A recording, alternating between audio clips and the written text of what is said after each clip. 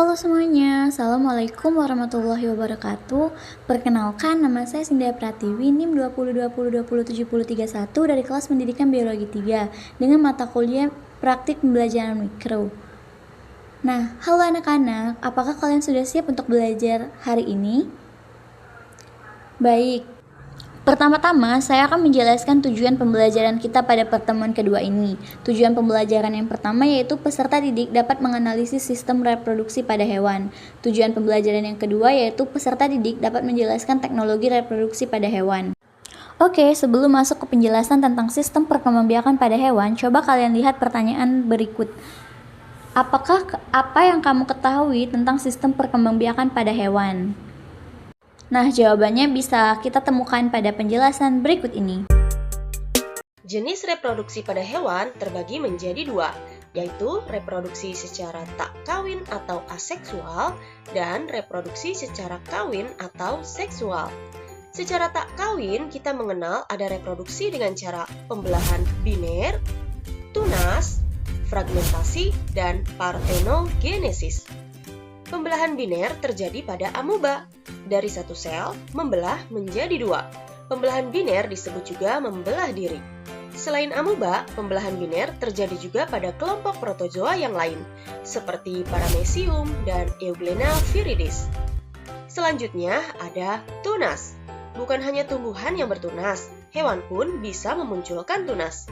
Biasanya, hewan yang menempel di dasar perairan yang perkembangbiakannya dengan tunas, misalnya hidra, porifera, dan anemon laut.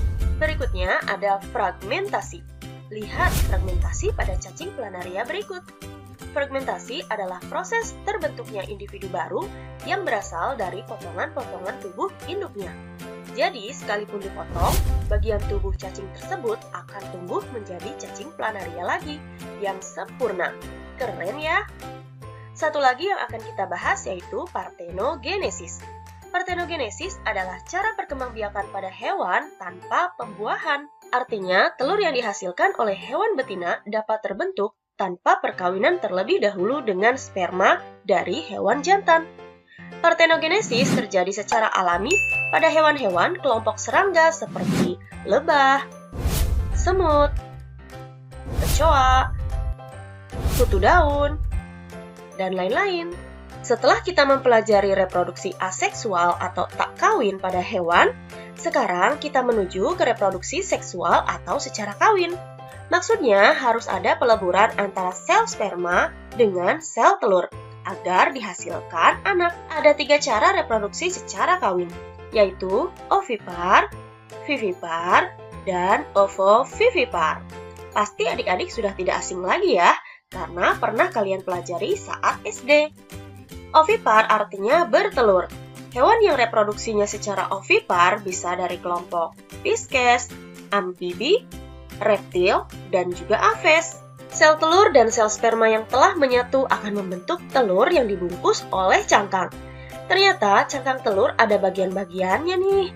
Ada cangkang yang paling luar yang memiliki pori-pori udara, rongga udara sebagai cadangan oksigen bagi embrio, membran luar sebagai pelindung rongga udara, albumin atau putih telur sebagai cadangan makanan embrio dan pelindung embrio dari guncangan, membran dalam sebagai pelindung putih telur.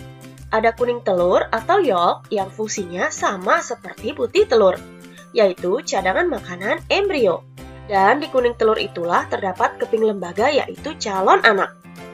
Satu lagi ada kalaza atau tali kuning telur yang berguna untuk mengikat kuning telur agar tidak berubah dari posisinya.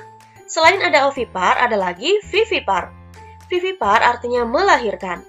Biasanya hewan-hewan yang memiliki daun telinga yang bisa melakukan vivipar. Hewan-hewan kelompok mamalia sebagian besar berkembang biak dengan vivipar. Nah, sekarang ada lagi yang namanya ovovivipar. Artinya bertelur melahirkan. Maksudnya diawali dengan pembentukan telur di dalam tubuh induknya sampai telur tersebut menetas. Setelah menetas di dalam tubuh induknya, baru dikeluarkan dengan cara dilahirkan. Beberapa hewan yang melakukan ovovivipar antara lain hiu, pari, kuda laut, kadal, ular boa, salamander, dan terdapat pula pada bunglon.